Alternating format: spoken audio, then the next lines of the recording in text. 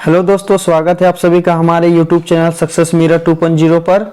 तो दोस्तों आज हम पढ़ेंगे एसएससी जीडी के most top 20 selected VVI question, साथ ही प्रत्येक क्वेश्चन से रिलेटेड फैक्ट के बारे में भी। तो बिल्कुल भी स्किप ना करें और हमारे साथ लास्ट तक बने रहें। और अगर आप हमारे चैनल पर नए हो तो प्लीज सब्सक्राइब कर बेल आइकन को दबा लें। और लास्ट में मैं आपसे क्वेश्चन भी पूछूंगा जिसका आंसर आपको कमेंट बॉक्स में बताना है। साथ ही आप हमारे टॉप 20 क्वेश्चन में कितना अटेम्प्ट कर पाए वो कमेंट बॉक्स में जरूर लिखेंगे। तो चलिए स्टार्ट करते हैं। हमारा पहला सवाल है और ये बहुत ही इंपॉर्टेंट सवाल है दोस्तों। अगर किसी स्टूडेंट को इसका राइट आंसर पहले से पता हो तो वो कमेंट बॉक्स में जरूर लिखेंगे। कौन नीले लिटमस पत्र को लाल कर देता है? तो इस क्वेश्चन का हमारा सही उत्तर क्या हो जाएगा? ऑप्शन नंबर ए, अम्ल। अम्ल क्या करता है? नीले लिटमस पत्र को लाल कर देता है। और क्षार क्या करता है? आपसे क्षार के बारे में भी एग्जाम में पूछा जाएगा। तो क्षार क्या करता है कि ये लाल लिटमस पत्र को नीला कर देता है।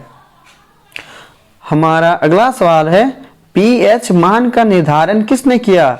यानी क्वेश्चन हमसे पूछना चाह रहा है कि पीएच स्केल की खोज किसने की? तो इस क्वेश्चन का हमारा सही उत्तर क्या हो जाएगा?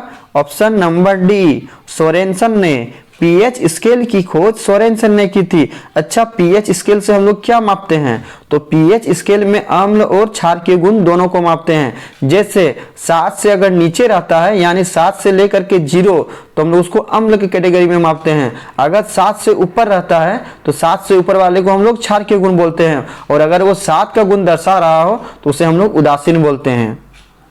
हमारा अगला सवाल है, निम्नलिखित में से किसमें ऋणात्मक आवेश होती है? तो इस क्वेश्चन का हमारा सही उत्तर क्या हो जाएगा? ऑप्शन नंबर बी, बीटा किरण। बीटा किरण में ऋणात्मक आवेश पाई जाती है। और बीटा किरण की खोज किसने की थी? तो बीटा किरण की खोज रदरफोर्ड ने की थी। हमारा अगला सवाल है, रेडियोधर्मिता किससे नापी जाती है? और दोस्तों ये बहुत ही इंपॉर्टेंट सवाल है। प्रीवियस ईयर जीडी में ये क्वेश्चन को पूछा गया था। तो इस क्वेश्चन का हमारा सही उत्तर क्या हो जाएगा? अगर किसी स्टूडेंट को इसका राइट आंसर पता हो तो वो कमेंट बॉक्स में जरूर लिखेंगे। तो इस क्वेश्चन का हमारा सही उत्तर हो जाएगा ऑप्शन नंबर ए, Geiger Muller counter. Geiger Muller counter से रेडियोधर्मिता को नापी जाती है। हमारा अगला सवाल है और ये बहुत ही आसान सवाल है दोस्तों। इसका राइट आंसर आपको कमेंट बॉक्स में जरूर बतानी है। हाइड्रोजन बम किसने विकसित किया था? तो इस क्वेश्चन का हमारा सही उत्तर क्या हो जाएगा? ऑप्शन नंबर ए, एडवर्ड टेलर ने। हाइड्रोजन बम एडवर्ड टेलर ने विकसित किया था। और हाइड्रोजन बम किस सिद्धांत पर कार्य करता है ये भी अक्सर एग्जाम में पूछा जाता है। तो हाइड्रोजन बम नाभिक के संलयन के सिद्धांत पर कार्य करता है। वहीं अगर आपसे परमाणु बम की खोज के बारे में पूछा जाए तो क्या हो जाएगा हमारा? जे रॉबर्ट ओपनहीमर। जे रॉबर्ट ओपनहीमर ने परमाणु बम की खोज की और वह नाभिक के विखंडन के सिद्धांत पर कार्य करता है। हमारा अगला सवाल है, कपूर को किस विधि द्वारा शुद्ध किया जाता है? तो इस क्वेश्चन का हमारा सही उत्तर क्या हो जाएगा? ऑप्शन नंबर डी, ऊर्ध्वपातन। कपूर को ऊर्ध्वपातन द्वारा शुद्ध किया जाता है। हमारा अगला सवाल है, घाव के अध्ययन को क्या कहते हैं? तो इस क्वेश्चन का हमारा सही उत्तर क्या हो जाएगा? Option number C, traumatology. घाव के अध्ययन को ट्रोमेटोलॉजी कहते हैं। हमारा अगला सवाल है, ब्लड कैंसर को आमतौर पर किस नाम से जाना जाता है? तो इस क्वेश्चन का हमारा सही उत्तर क्या हो जाएगा? Option number B, leukaemia. Blood cancer को ल्यूकेमिया कहा जाता है। हमारा अगला सवाल है, टेबल टेनिस किस देश का राष्ट्रीय खेल है? और ये बहुत ही इंपॉर्टेंट सवाल है, अक्सर एग्जाम में पूछा जाता है। तो टेबल टेनिस किस देश का राष्ट्रीय खेल है? तो इस क्वेश्चन का हमारा सही उत्तर हो जाएगा ऑप्शन नंबर सी, चीन देश। यानी चीन देश का राष्ट्रीय खेल का नाम टेबल टेनिस है। हमारा अगला सवाल है, पोलो टीम में कितने खिलाड़ी होते हैं? तो इस क्वेश्चन का हमारा सही उत्तर क्या हो जाएगा? ऑप्शन नंबर ए, 4। यानी पोलो टीम में 4 खिलाड़ी होती है। अगर आपसे एग्जाम में पूछा जाए वाटर पोलो में कितने खिलाड़ी होते हैं तो वाटर पोलो में कितने खिलाड़ी हो जाएंगे? तो इस क्वेश्चन का हमारा राइट आंसर तब क्या हो जाएगा? ऑप्शन नंबर बी, यानी 7 हो जाएगा। यानी पोलो में 4 खिलाड़ी होते हैं और वाटर पोलो में 7 खिलाड़ी होते हैं। हमारा अगला सवाल है, बृहत संहिता के रचनाकार कौन है? और दोस्तों ये बहुत ही इंपॉर्टेंट सवाल है। तो बृहत संहिता के रचनाकार कौन है? तो इस क्वेश्चन का हमारा सही उत्तर हो जाएगा ऑप्शन नंबर बी, वराहमिहिर। बृहत संहिता के रचनाकार वराहमिहिर हैं। और वराहमिहिर किसके दरबार में रहते थे? तो वराहमिहिर चंद्रगुप्त विक्रमादित्य के दरबार में रहते थे। हमारा अगला सवाल है, अर्थशास्त्र के क्षेत्र में नोबेल पुरस्कार किस वर्ष से प्रदान किए जा रहे हैं? तो इस क्वेश्चन का हमारा सही उत्तर क्या हो जाएगा? ऑप्शन नंबर डी, 1969 ईस्वी में। यानी अर्थशास्त्र के क्षेत्र में नोबेल पुरस्कार की शुरुआत 1969 से स्टार्ट हुई थी। और नोबेल पुरस्कार की शुरुआत कब हुई थी, ये भी अक्सर एग्जाम में पूछा जाता है। तो नोबेल प्राइज की शुरुआत 1901 ईस्वी में हुई थी। और यह कितने क्षेत्रों में दिया जाता है? तो यह 6 क्षेत्रों में दिया जाता है।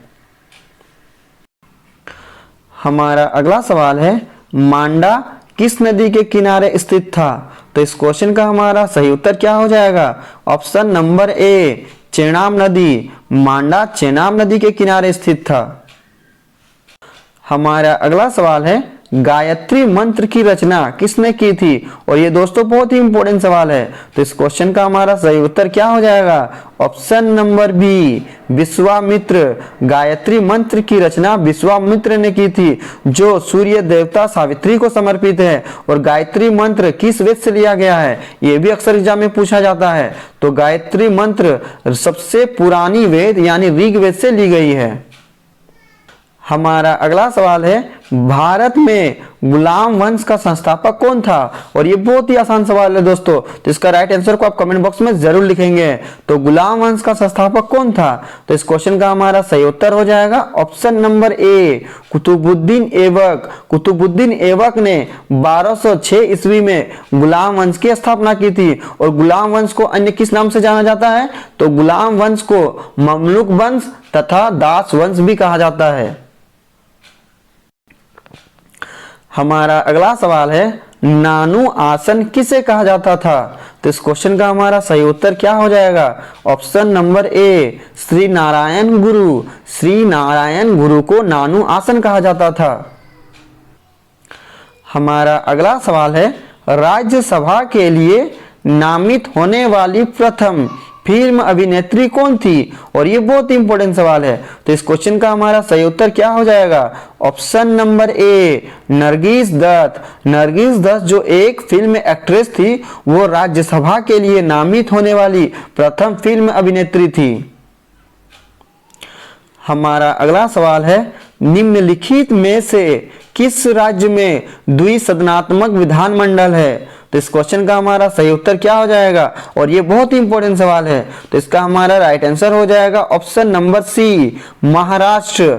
महाराष्ट्र में द्विसदनात्मक विधानमंडल है।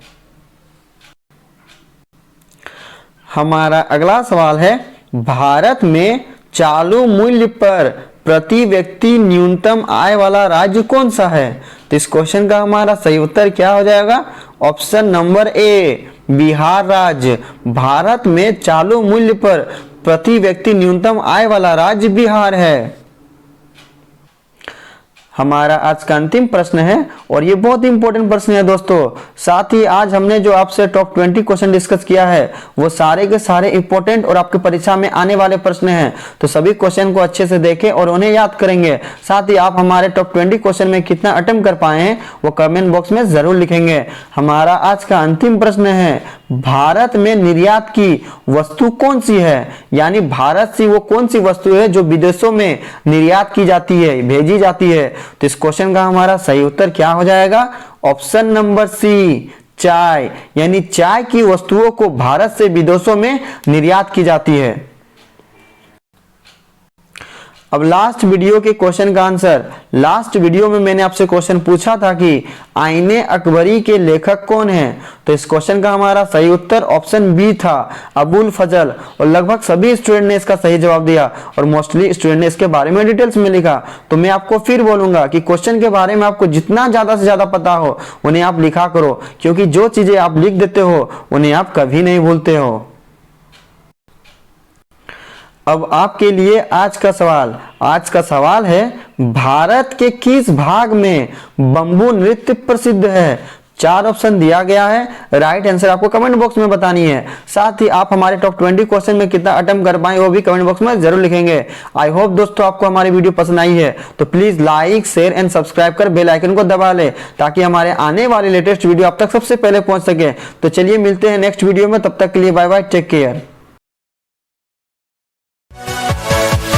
Yeah.